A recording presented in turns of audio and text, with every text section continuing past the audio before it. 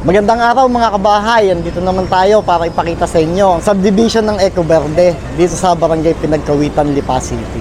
Tara! Ang maganda dito ay meron tayong sariling car park. Tara, pasukin natin ang loob. Ayan, ito yung kanilang turnover. So kung ano yung mga nakikita natin dito, ito na mismo ang ating turnover.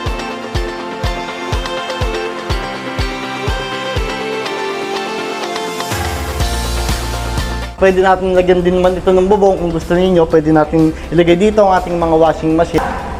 Ito, napakagandang picture nito. Malaki ang kanilang bintana, so kitang-kita natin ang labas. Tingnan naman natin ang taas. Ito yung ating common toilet. So ito yung kanilang bedroom na malaki din yung bintana niya. Mapansin nyo, maliwanag siya kahit wala tayong ilaw dito. Magandang pasok ng liwanag. Second bedroom, kagaya ng kabila, maganda rin ang kanilang bintana dito. Ang ventilation ng liwanag ay maganda din. Ayan, may kalakayan din. So ito yung pangatlo nilang bedroom. Makikita mo naman yung sa may likodan. So ito ang kanilang model unit. Papasukin din natin to. Magkaroon tayo ng konting idea sa mga ilalagay nating mga gamit.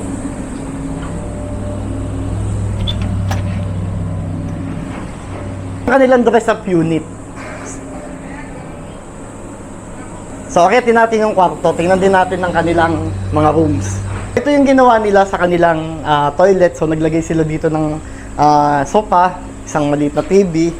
Ito naman ang kanilang bedroom na yan, ito yung ginawa nilang style. Ito, itinas nilang kanilang kama para maluwag pa rin sila dito sa baba. Third bedroom, ito naman yung style na ginawa nila. Pinakita ko sa inyo ang kanilang turnover unit.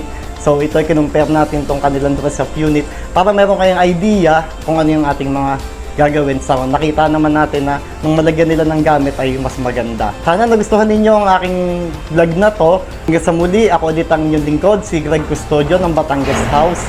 Maraming salamat at magandang araw po.